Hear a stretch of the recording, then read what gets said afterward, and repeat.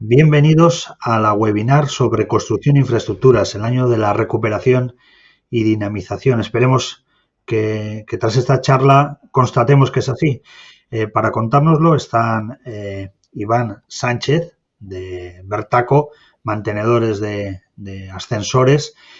También está Joseba de Echarri, CEO de Proyectos Echarri, y Fernando Larraza, gerente de Precom Construcciones de Madera. Para empezar, nada mejor que vosotros para contar qué hace vuestra empresa y cómo estáis en este momento, aunque eso lo iremos desarrollando luego. Pero bueno, si queréis, en modo de presentación, empezando por Iván, que nos cuente cada uno un poco qué hace la empresa. Iván. Bueno, pues nosotros estamos especializados, digamos, en realizar el mantenimiento de los ascensores de todas las marcas, ¿vale? Es decir, somos una empresa multimarca. En el sector, lo lógico suele ser lo usual que cada uno lleve sus marcas y, bueno, normalmente las empresas no se preparan para llevar el mantenimiento de otras marcas. Nosotros somos especialistas en esto, es decir, en llevar ascensores, pues, de todas las marcas, y ese es nuestro fuerte. Uh-huh. Y luego, siguiendo el orden que estamos, Fernando Larraza, que se ve ahí bien Hola. que está en el sector de la madera, por el fondo. Sí, buenos días, Egunon, a todos. Bueno, yo como responsable de Precom, os cuento un poquito en medio minuto lo que es Precom. Precom es el acrónimo de prefabricados y construcciones modulares de madera. Entonces, creo que con eso se define bastante bien. Somos una empresa radicada en Vizcaya y que se dedica a la ingeniería, al diseño, al cálculo, a la fabricación y al montaje de las estructuras de madera. Vamos desde el asesoramiento inicial y pasamos por todo el proyecto hasta el ensamblaje o montaje final de todo tipo de estructuras de madera. Uh-huh. Y luego tenemos a Joseba Echarri, que también nos va a explicar qué es lo que hace su compañía. Bien, buenos días. Mi compañía, pues en este momento estamos inmersos desde hace 7 años, aunque Proyectos Echarri es una empresa que tiene 30 años de bagaje, pero que se ha ido haciendo a los tiempos y reformándose a día de hoy, como os comento, desde lo que fue el inicio de la empresa ahora no tiene nada que ver. En este momento llevamos ya casi 8 años dedicados a la representación de una empresa importante en el sector del cristal de cortina, como es Lumon, que es el inventor del sistema, una empresa finlandesa que tiene fábricas en varios continentes y ahora se está montando la fábrica nacional para suministrar al sur de Europa. Ese puede ser el 70-80% de nuestro volumen de trabajo, y luego también hacemos lo que son techos tanto de madera como de aluminio, de acero, para particulares, y lo que es el acristalamiento lo hacemos para particulares y sobre todo proyectos para promotoras y constructoras a las que les acristalamos los balcones de sus futuras entregas de edificios que vienen ya integrados con el cristal de cortina, como os comentó Lumon. Un poco por encima es lo que hacemos. Uh-huh. Como, bueno, queremos constatar, queremos ser optimistas y constatar que el sector se está recuperando, el sector de la construcción, pero bueno, primero igual hay que ver qué es lo que habéis pasado, ¿no? Aunque sea en un flash, en una breve explicación. ¿Cómo, empezando igual por Iván, como alguno de vosotros, creo que es tu caso, Iván, que fuisteis considerado sector esencial, ¿cómo vivisteis la caída del meteorito, ¿no? del COVID, ¿no? Que se ha definido así en muchos casos, ¿no? Cayó y se acabó durante un tiempo, por lo menos para algunos, la actividad económica. Bueno, pues a nosotros nos pilló como a todos, que no sabíamos ni lo que era, y de pensar que nos íbamos a quedar en casa creo que estuvimos en casa solo un día y por error, porque ya automáticamente nos dijeron que teníamos que estar en casa. Y hemos vivido, pues, desde diferentes puntos de vista, pues, muchos clientes totalmente crispaos preguntándonos qué estábamos haciendo en el ascensor cuando deberíamos de estar en casa. Trabajadores que han pasado, pues desde abril 2020, digamos, donde había mucho miedo, la mascarilla, no hay mascarillas, no hay EPIs, al momento actual, pues que hay muchas personas que se ponen la mascarilla, pues en la cabeza, más o menos. Entonces, mientras trabajan, entonces hemos pasado, pues, desde el miedo, digamos, hasta la total pérdida de miedo que ha tenido la gente. Es decir, lo que ha pasado en la sociedad ha pasado dentro de la empresa, pero nosotros hemos sido unos privilegiados porque hemos podido seguir trabajando y nuestro sector, desde luego, quejas ninguna, porque pocos sectores habrá como el de elevación que ha seguido trabajando, entre comillas, con la total normalidad que uno ha podido tener. ¿Qué ha pasado, Fernando, en vuestra empresa este último año largo? Pues parece que haya pasado un siglo y ha pasado un año y un poquito, ¿verdad? Bueno, nosotros vivimos aquel estado de alarma el 13 o el 14 de marzo con mucha incertidumbre, todos pegados a la televisión a ver qué podíamos hacer y qué no podíamos hacer. Como dice Asier, no teníamos claro qué estábamos facultados para hacer y qué no. Pero bueno, a nivel de Precom, dejando a un lado todo el tema social, de alarma, de susto, de miedo, de incertidumbre, nosotros sí tuvimos la oportunidad de trabajar de continuo. Toda la oficina técnica se desplazó a sus casas. Estábamos bien armados en cuanto a herramientas digitales como para poder trabajar. Y en los ensamblajes de obra y fabricación, pues tuvimos que parar, creo que aquellas 2 semanas de manera obligatoria. Pero luego todo siguió su curso, adecuándonos a la ausencia de EPIs, a conseguir las mascarillas, al hidroalcohol, al cuidado, etcétera, etcétera, etcétera, a comer las personas, pues bueno, de otra manera, no en los restaurantes porque estaban cerrados, pero en general para nosotros ha sido un año muy, muy intenso y la carga de trabajo no ha disminuido. Sí nos ha servido para descubrir que hay muchas cosas que somos capaces de hacer en la distancia.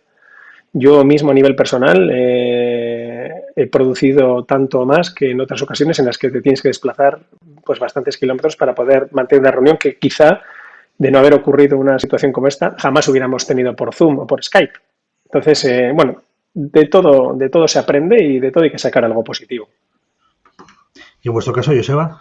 Pues bueno, cuando cayó el bombazo que a todas las empresas nos cayó, que no teníamos ni información, llegamos a tener la Guardia Civil en nuestras oficinas y nosotros diciéndole, es que no sabemos lo que hacer. Claro, en nuestra gama, nuestro tipo de trabajo nunca se había planteado ni era tan sencillo el hacer un teletrabajo, porque es todo nosotros nos fabrican, comercializamos, instalamos y llevamos el mantenimiento de una serie de productos que sin el contacto personal con los clientes es muy complicado. Bueno, pues tuvimos la suerte de tener servicios esenciales como la obra, que teníamos muchos promotores constructores que teníamos que instalar para que su entrega, cristales de cortina en obra. Esa parte de la empresa pudo, con todos los problemas de suministros de mascarillas, desinformación, pues fuimos un poco solventando el problema. Años luz de todos los... Por eso decía que estamos aquí 3 empresas, me da la impresión de que hemos tenido la suerte de que de una u otra manera se nos ha permitido trabajar. Pero en mi caso tenía una gran parte de la empresa que comercializa un producto para particulares que estaba ya vendido y no se podía instalar. Los comerciales teletrabajaron, seguían vendiendo, pero vendían humo porque no se podía instalar lo que vendían. Y luego cuando se empezó a poder instalar había un acumulativo, tuvimos que coger espacios para acumular los pedidos que los comerciales iban vendiendo y entró la demora en entrega de las instalaciones, ¿no? Y luego quería reseñar algo que está pasando desde hace varios meses, que los medios de comunicación no se están haciendo pues porque hay otros fuegos. Evidentemente está el fuego mayor, que es la pandemia, sin duda. Ahora está el fuego últimamente de los temas de políticos entre comunidades autónomas, pero hay un problema gravísimo, pero gravísimo, desde hace 3 meses, que mis compañeros seguro que conocen, que es una crisis que viene siempre unida a las crisis, la crisis del ladrillo, del 2005, generó una crisis de materias primas de pura especulación. Ahora estamos inmersos, todas las empresas, en una crisis de materias primas que es tan grave como la mayor de las crisis. Y el público en general, los medios de comunicación, no se han hecho todavía. Ahora están empezando a decir, ahí va, la Mercedes de Álava, de Gasteiz, va a parar 3 semanas. Y todo el mundo se echa las manos a la cabeza. Todos los empresarios llevamos 6 meses sabiendo que en algún momento, no la Mercedes, se va a parar todo. Ha habido una especulación terrible de materias primas. Va a haber unas subidas de precios que ya las estamos empezando a conocer, espectaculares, y estamos los industriales sin poder tener los elementos para poder trabajar, porque ha habido grandes corporaciones que han comprado los productos y no nos pueden suministrar porque los tienen parados, quietos, para especular. Eso es muy grave y llega a todos los sectores. Cojo esa reflexión y os pregunto. Sí, por favor. A Fernando y a Iván. ¿Estáis notando también ese colapso en la llegada de materia prima, ese efecto en la cola de la crisis? En el caso nuestro, de las estructuras de madera y de la madera como material y sus derivados, léase tableros y otros derivados, para que os hagáis una idea, hace un mes y medio salía una noticia de que el precio de la madera en Estados Unidos se ha multiplicado un 400% desde el mejor precio de 2020 al peor precio de 2021. Eso es por 4. Es una barbaridad. Entonces, estoy totalmente de acuerdo en Joseba, en que ha habido y está habiendo una especulación de nivel máximo, pero en el caso de la madera, además, va unido a otros 2 factores, y es que Estados Unidos, después de la crisis de la subprime del 2008, pues eso, dejó de construir en madera y sus industrias de madera cerraron. Bueno, ahora tiene un repunte importante de construcción en madera y sus industrias no le acompañan, con lo cual se vienen a comprar a Europa. Los chinos, 3/4 de lo mismo, están viniendo a comprar a Europa a cualquier precio. Y unido a los 3 últimos inviernos que ha habido en el norte de Europa, pésimos, donde se ha destrozado muchísima materia prima, pues está haciendo que se incrementen los precios de la madera de una manera abismal. A nosotros se nos ha duplicado por 2, de momento, el precio del material que empleamos para todas nuestras estructuras. Y eso es muy complicado de trasladárselo a los clientes, porque a veces hasta que no compramos el material no sabemos lo que nos va a costar, pero tú a un cliente no le puedes decir eso. A un cliente no le puedes dar un presupuesto abierto a ver qué pasa. Entonces, tenemos obras cerradas, tenemos proyectos por comenzar. Entonces, a veces nos toca asumir a nosotros todo ese tipo de diferenciales. ¿En qué va a terminar? Pues nadie lo sabe, pero en el mundo de la madera, unido a los 2 factores de Estados Unidos y China, la especulación está siendo abismal y bueno, pues si siguen así, harán que el repunte que estaba viendo en este tipo de construcción, pues se vaya para abajo. Y pasa en todos los sectores. Lo que ocurre es que también está ocurriendo en el acero y en el hormigón, en los derivados del petróleo, en los chips, está ocurriendo en todo. Entonces, como dice Joseba, esto va a hacer catacrash, a no ser que alguien imponga algún tipo de normativa que evite este tipo de especulaciones. Los americanos no pueden comprar materia prima, no pueden comprar madera, y como en las peores películas de Tarantino, han comprado empresas. No me vendes madera, te compro la empresa. Los chinos y los americanos. Y eso pasa con la madera. Pero yo que toco muchos palos, el cristal, siendo Lumon la mayor empresa de fabricación de cristales de cortina, ya llevamos 3 meses que el cristal de 10 es imposible conseguirlo. Es que ya no es que esté caro, sino es que no hay.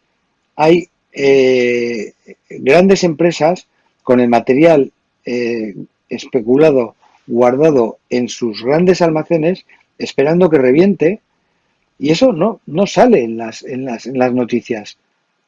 Y solo va a salir cuando Volkswagen cierre, cuando las empresas digan, pero si estáis con un montón de pedidos. Sí, yo tengo un montón de pedidos. He pasado de vender 4 o 5 cierres de madera, de porches de madera, hace un año a vender 25 al mes. He pasado de tener 10 comerciales a tener 20 comerciales y la idea es que en 2 años necesitemos 50 comerciales para País Vasco y Navarra para vender porque hay una demanda de ese tipo de... Pero es que no solo que es que suba, ese no es el problema, porque lo repercutes y el que pueda puede, el que pueda no. Es que no hay. No hay. Y puedes tener, por ser un gran consumidor y en los proveedores, tener cuotas de compra que encima te varíe, como él dice, cada semana, pero no se puede trabajar así. Y eso es que yo llevo tiempo, quería entrar en este debate para sacarlo, porque es que los medios de comunicación tenéis que estar atentos a esto, porque cuando explote se sabrá, mira, es que todo es así. Cuando explotó el tema de marzo de la pandemia, ahora se ha sabido que desde diciembre las cosas estaban pasando, ¿no? Siempre pasa igual. Cuando han explotado los problemas, eh, pues no es diferente, ¿eh? Los empresarios llevamos 5 meses viendo cómo se especula y los grandes países vuelven a hacer lo mismo de siempre. Iván, vosotros también estáis notando ese efecto. Nosotros sí hemos visto encarecimiento de producto, ¿vale? Pero nosotros, como la última que hicimos, os dijimos, nosotros hemos parado un poquito también de meternos en la construcción, digamos, en la instalación, porque nosotros lo que estamos viendo es otra burbuja parecida a la de hace pocos años, donde ahora hay un boom que todo el mundo quiere hacer obras, están apareciendo muchas empresas para hacer obras, el precio, aquí estamos hablando de materia prima, bueno, pues el precio de lo que es una obra se está disparando de una manera brutal. Estamos viendo presupuestos de esos de, bueno, pues se aceptan por lo menos que saquen mucho dinero. Es decir, hay un afán ahora por hacer cosas y por hacer obras y ya nos estamos metiendo en unos precios que desde luego a nosotros nos da miedo y nosotros por eso decidimos parar. Es decir, atender a las instalaciones que tenemos que hacer, que son bastantes, y de momento parar, porque el mayor miedo que tenemos es que, pues que haya muchas empresas que hagan una huida hacia adelante y hagan catacrás. Pero estamos viendo presupuestos de entrega de ascensor a 1 año, a 2 años y a unos precios, pero de una obra que debería de ser, imagínate, 180.000 euros, pues lo estamos viendo en 280.000. Y si la comunidad de propietarios lo acepta, pues adelante. Entonces, como nosotros no queremos entrar en ese juego, porque no es, digamos, nuestro día a día, pues hemos dicho, seguimos en el mantenimiento, que es lo que sabemos hacer muy bien, y el tema de la construcción paramos, que no queremos andar con tanto peligro.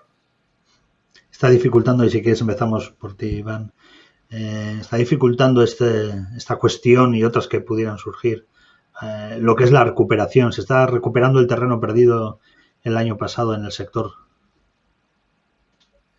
Yo creo que sí se está recuperando y además, de hecho, yo todo lo que ha ocurrido lo veo como una oportunidad. Es decir, nosotros en Bertaco en marzo paramos todos los trabajos comerciales. Abril, mayo y junio fueron comercialmente cero patatero. No hicimos nada, pero no hicimos además, dejamos de hacer publicidad en la televisión, en prensa, comerciales en casa, porque entendíamos que no vas a ir a una comunidad de propietarios que está confinada en casa a ofrecerle un servicio, ¿no? Éticamente creo que eso no es soportable.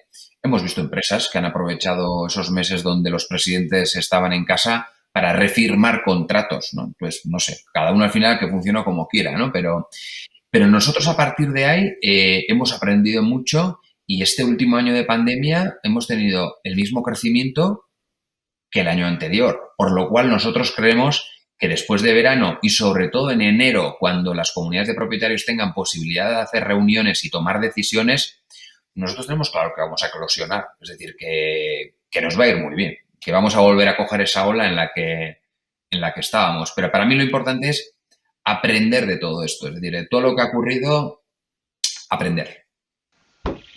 Fernando, Precom, ¿cómo está viviendo este momento? ¿Recupera terreno perdido? Pues lo está viviendo con mucha intensidad, porque si bien es cierto que el año pasado fue esta etapa de incertidumbre y de susto, nosotros trabajamos muy bien y desarrollamos proyectos importantes, los que teníamos. Algunos se cayeron, pero aparecieron otros nuevos. Entonces, nuestro volumen de trabajo no fue menor al año anterior. Entonces, crecimos. Y este año seguimos por la misma senda.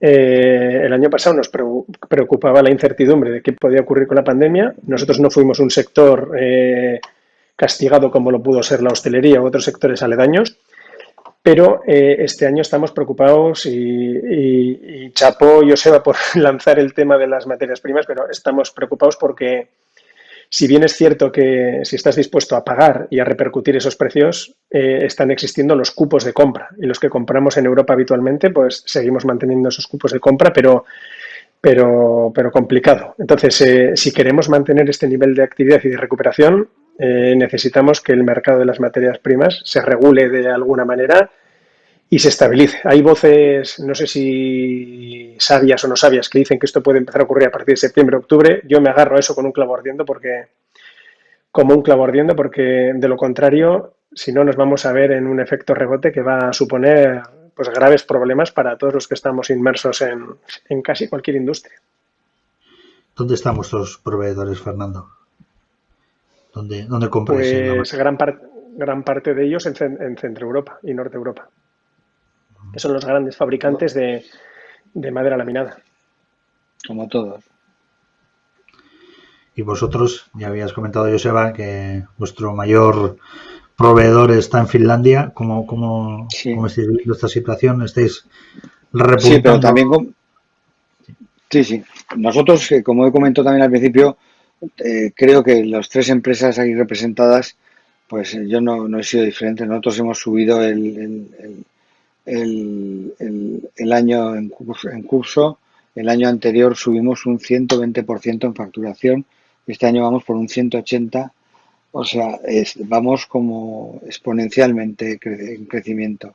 Sí, yo también, como todos los que utilizamos maderas laminadas, trabajamos con el centro norte de Europa, maderas de pino norte.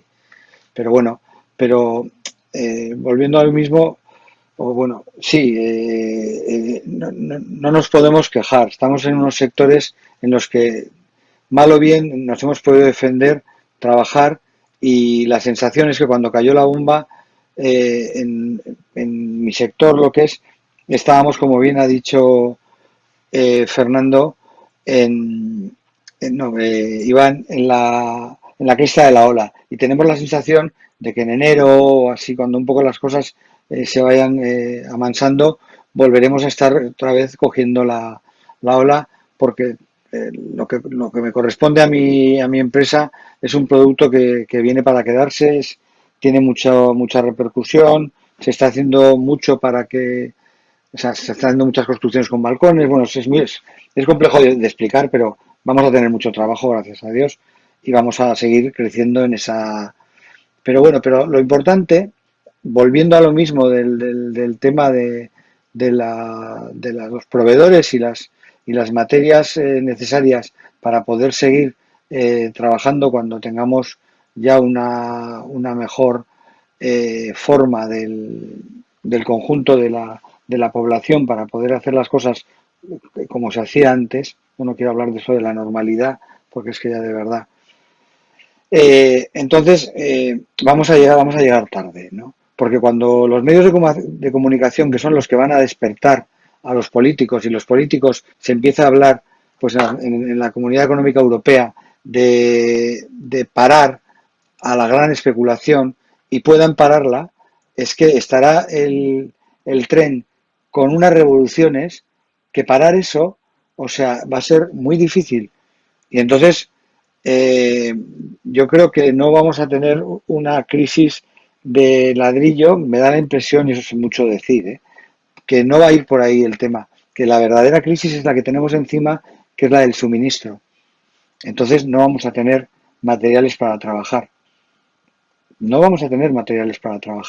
Y entonces a la gente hay que decirle que lo que le tenías que entregar en un mes y medio, pues igual se lo tienes que entregar en 6. Entonces, cuando la opinión pública va a saltar, los medios de comunicación os vais a dar cuenta, se va a hacer la típica pelota de que todo el mundo, todos los noticiarios, y entonces los políticos digan, ah, sí.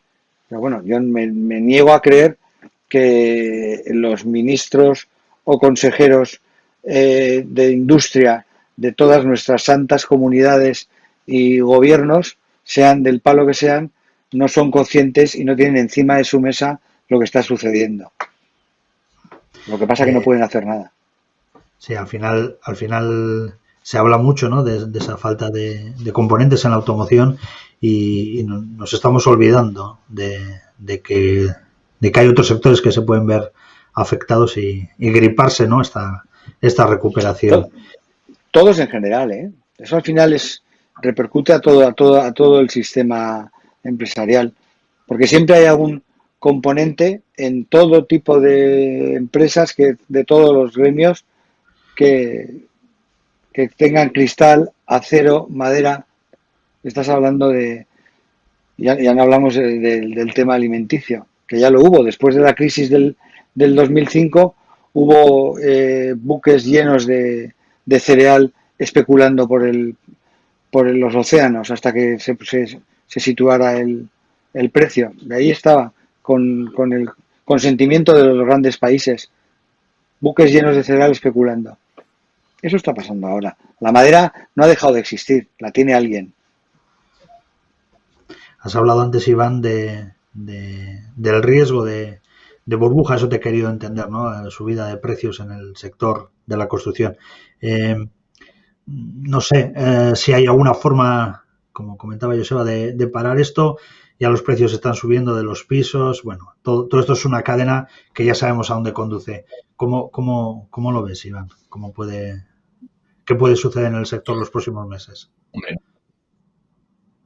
nosotros en el sector desde luego de la construcción y específicamente el de los ascensores, lo que hay es una falta de mano de obra cualificada, pero brutal. Es decir, no hay acceso a montadores de ascensores, es decir, parece que se ha desmantelado ese sector e incluso cuesta hasta encontrar un albañil. Es decir, es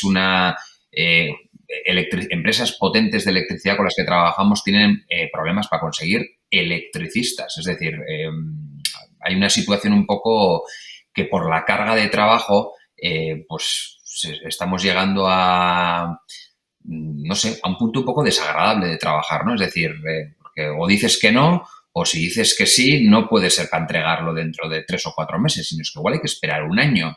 Y gestionar eso, pues es difícil, pero nosotros estamos viendo demasiadas pinceladas parecidas al tema del ladrillo y por eso nos ha dado un poco de miedo. Y empresas también que un poquito pues les ves que con trabajos que van consiguiendo pues un poquito se van financiando de cosas de antes, entonces cosas un poco que no suelen acabar muy bien, vaya. Fernando, vosotros también detectáis esa sensación de que avanzamos hacia otra burbuja inmobiliaria. Yo desde el punto de vista personal de nuestra empresa, yo creo que no. Yo creo que no. Es cierto que tenemos una complementaria que es el de las materias primas que veremos cómo se soluciona, pero yo creo que no. O sea, nosotros sí que es cierto que al final la construcción se está convirtiendo en un sector tractor de la economía y mucha gente se ha refugiado en él, pero en el fondo quiero pensar que el trabajo en el que nosotros nos desempeñamos, que al final son las viviendas sostenibles, las viviendas de madera, las rehabilitaciones, en el que el componente principal es madera, para edificios residenciales o no residenciales, están creciendo porque está creciendo la prescripción, las normativas también están exigiendo que los edificios ya sean de un consumo menor, cada vez más gente joven quiere, quizá también por la pandemia, pero quiere vivir en un sitio en el campo en buenas condiciones, con una casa salubre.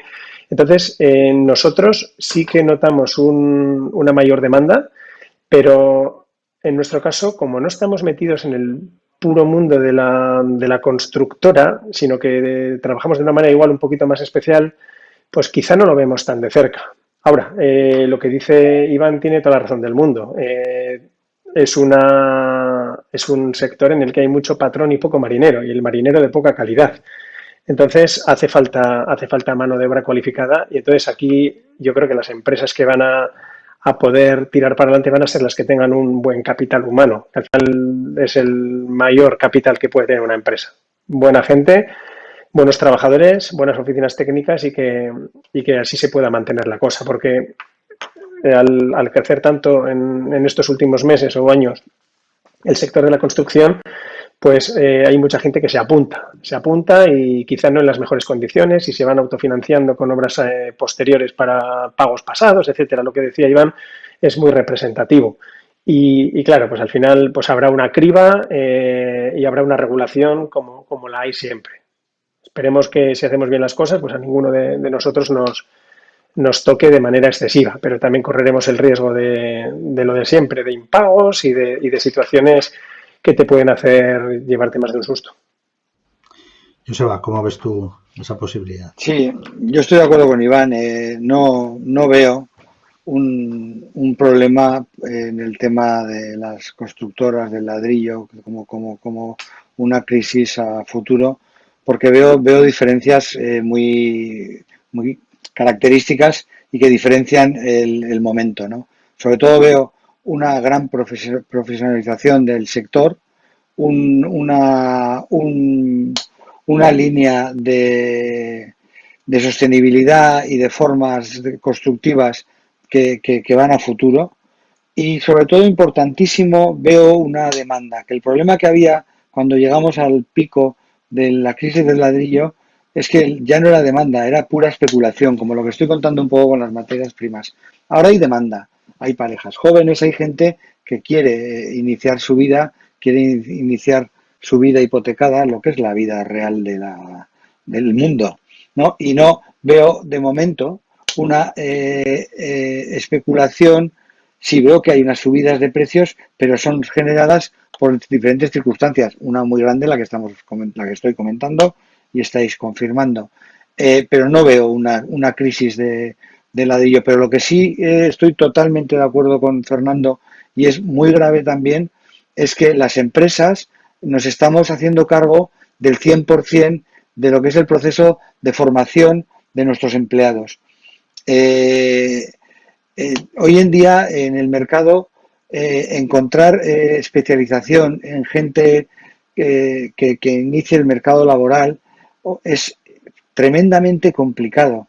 Buscar una persona que le puedas poner a montar ventanas, a montar cristales de cortina, electricistas, carpinteros.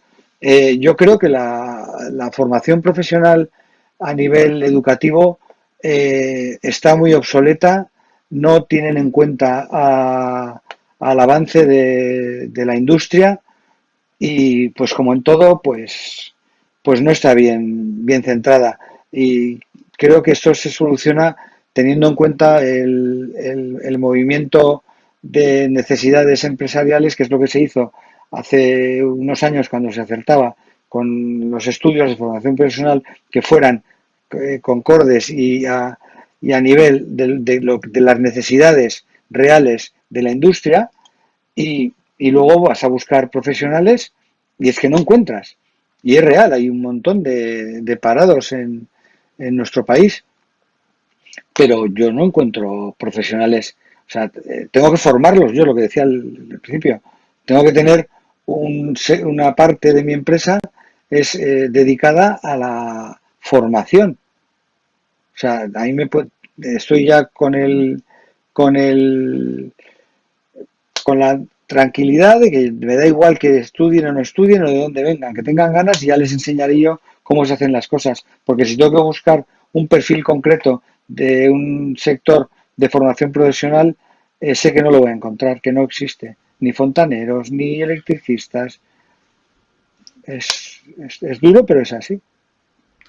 Más allá, y si quieres empezamos por ti, Joseba, del ámbito educativo, el ámbito de la formación, ¿os sentís abandonados o que las administraciones públicas no os apoyan lo suficiente?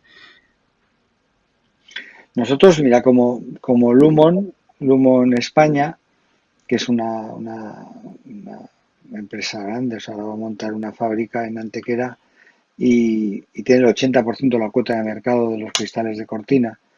Están en tratos en la Comunidad de Madrid para este tipo de formación concreta de montajes de cristales de cortina para dar unos módulos dentro del tema del metal.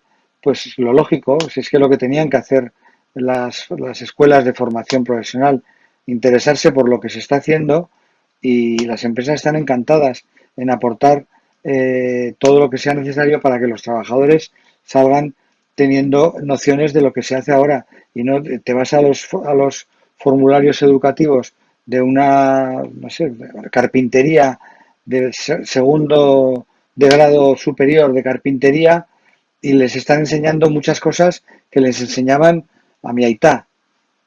Eso no tiene sentido, ¿no? Pues así es todo. Y en cuanto a subvenciones, apoyo de otro tipo más allá del ámbito formativo, ya veo que te ríes. O sea que... Me imagino que mis compañeros se están riendo por dentro. Sí, nada. La formación es nuestra y la hacemos nosotros, y cada vez hacemos más el onboarding, que le llamamos nosotros, de todo tipo de partes de la empresa.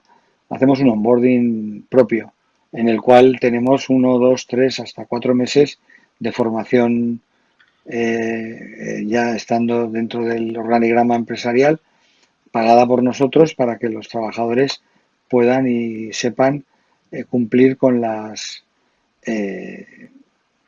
pautas de seguir teniendo el control de calidad que tenemos para nuestros montajes. No contamos con la formación pública. Fernando, ¿vosotros os sentís también un poco abandonados por la administración? Se habla de muchos sectores, ahora mismo está la automoción en boca de todos, el acero, que llevaba años arrastrando problemas. La construcción parece como que siempre está, por lo menos de puertas afuera, que siempre está en la cola de las prioridades. No sé si lo sentís así. Sí, nosotros como ingeniería que se dedica a fabricar y también a montar, tenemos un poco las dos vertientes, ¿no? En la oficina técnica hay gente con educación superior que normalmente no está muy especializada en madera en un inicio y hay que formarlos. Sí es cierto que ya llevan 3 ediciones del máster de madera en la Universidad del País Vasco y ya la gente empieza a conocer más los productos, empieza a conocer los cálculos, cómo se diseña, etcétera. Pero cuando alguien se incorpora a la oficina técnica, tiene que aprender y eso le lleva un tiempo. Eso ya lo damos casi por hecho, ¿no? En cuanto a fabricación y montaje, pues también nuestro sino es tener que formar a la gente y coger, como dice Joseba, sobre todo gente espabilada que quiera aprender y que quiera mejorar. Paralelo a eso, por no ser totalmente negativo, sí que es cierto que, por ejemplo, nosotros ahora mismo pues me hizo bastante ilusión porque nos contactaron de una asociación de carpinteros en las que nos solicitaban información sobre qué módulos dar o qué materias dar o qué cosas hacer en su programa formativo. Y dije yo, ostras, por fin, ¿no? Por fin alguien desde el sector educativo se pone en comunicación con nosotros para ver qué es lo que está demandando el mercado. Y les ayudaremos de buen gusto, porque al final es mucho más fácil para el trabajador que hace una formación profesional tener los conocimientos que realmente se aplican en el mercado y no tener que luego pasar un periodo de formación tan amplio como cuando a veces te llega alguien y no sabe ni manejar la herramienta básica. Entonces, creo que estamos mejorando, pero evidentemente siempre ha habido una desconexión entre la educación y el mercado laboral. Yo a nivel personal, cuando estudié, también lo viví así. Y me parece que es como dos fases completamente distintas de la vida. Acabas de estudiar y sales como Paco Martínez Soria con 2 maletas a ver qué te encuentras. Y entonces empiezas a aprender. Es cierto que lo que has estudiado te sirve y te da un bagaje, pero entonces empiezas a aprender. Tenemos que hacer que haya una educación dual en la que se combinen, pues eso, formaciones con prácticas reales y que de esa manera el paso de un momento formativo a un momento laboral sea casi, pues eso, una cosa sinuosa que ni te enteras. Iván, tú has sido el que ha sacado este tema. No sé si tienes algo más que añadir al respecto. Lo que ha comentado del tema de la formación dual. En el sector del ascensor hay una demanda y una necesidad de técnicos de mantenimiento pero que no os podéis ni imaginar. Es decir, es que llegó un momento en el que ya es que parábamos a coches de la competencia y la competencia paraba a los nuestros ofreciendo trabajo para cambiarse, ¿no? Entonces, esa no es la solución. Entonces, sí que es verdad que desde la Asociación de Ascensoristas de Euskadi, por ejemplo, sí se ha empujado mucho para que explicar a la gente que es un sector donde hay trabajo. Pero lo que pasa que los cursos que se dan para ser ascensorista, la gente sale verde, pero verde, verde, verde. Y luego se hacen 2 semanas de prácticas y la responsabilidad de enseñar recae en la empresa. Y ahí ya no hay ningún tipo de ayuda, porque tú tienes que contratar a una persona como si te rinde igual, igual, le tienes que pagar igual, igual, o por lo menos mínimo como el que rinde. Y hay casos en los que, por ser positivo, nosotros hemos tenido 2 casos de éxito brutal, pero digamos, por el bagaje personal de esas 2 personas. Pero luego lo lógico suele ser encontrarte un perfil de personas que no saben ni por dónde les da el aire. Si quieren ser mantenedores de ascensores o si quieren ser el bombero torero. O sea, porque se apuntaron a ese curso, pues porque les dijeron que había trabajo, pero no hay, digamos, esas ganas de, oye, me voy a desarrollar como persona en este sector, que hay trabajo, ¿no? Mucha gente que te viene a hacer prácticas y te dice, les ofreces, oye, mira, si va todo bien, nosotros necesitamos a gente. Y me dice, no, pero yo voy a hacer otro curso porque prefiero, mira, hostia, piensa un poquito si quieres ser pastelero o quieres ser mantenedor de ascensor, pero... Entonces, la mayoría de las personas que nos mandan a hacer prácticas son de ese perfil. Es decir, no saben un poquito lo que quieren. Aunque hemos tenido suerte con 2 personas, brutal. Entonces, echamos en falta eso, pues que igual si se va a hacer un curso de 6, de 9 meses, pues igual debería de ser la mitad en clase y la mitad debería de ser directamente dentro de la empresa para ir aprendiendo. Bien, Sí, Iván, para ir, no sé si tenéis algo más que añadir de este tema que me ha parecido sí, escuchar aquí. yo decía que es lo de siempre. Las pymes somos el motor de la industria, somos más del 90% del Producto Interior Bruto de todos los países en general y somos los grandes olvidados, porque las grandes corporaciones tienen ya un sistema bastante, o mejor o peor, pero para este tipo de problemas lo solucionan a nivel formativo y a nivel de apoyo institucional. Pero, como siempre, pues los que somos muchos, pero pocos, tenemos mayores problemas. Y todo se solucionaba con una formación dual bien concertada y bien organizada. Y, vamos, es que es triste, pero es que es así. Es así de fácil. Si quieres, seguimos contigo, Joseba, y para ir cerrando ya esta webinar. Has hablado de las grandes corporaciones que se están frotando las manos ante la llegada de los fondos europeos, los famosos fondos europeos. No sé si en el sector vuestro se percibe cierta expectación. Supongo que a vuestro nivel, como puede ejercer un efecto tractor, ¿no?, a través de otras empresas más grandes, pero no sé si hay expectación ante la llegada de esos fondos y si también hay cierta expectación al hilo de esa transición energética que nos cuentan que viene, que hay que subirse a ese carro, a ese tren y que bueno, pues se supone que todos los sectores de actividad van a tener que subirse. Cuéntanos, Josep. Pues mira, yo espero que a pesar de la gestión política, venga de donde venga, del maná, que a mí nunca me ha venido nunca el maná del cielo, lo único que yo he hecho ha sido, gracias a mi trabajo, tengo 58 años, llevo 30 trabajando para tirar para adelante mi empresa, ni por una cosa ni por otra. Yo no tengo ningún tipo de formación, tengo mucha información que es diferente y nunca he necesitado de este tipo de ayudas. Solo espero que después de todo lo que ha sucedido tengan la dignidad de dárselo a quien verdaderamente lo necesita y no estemos dentro de 2 años viendo los informativos las especulaciones que se hicieron con este tipo de ayudas que son para ayudar a los que verdaderamente lo necesitan por esta pandemia, que son muchos.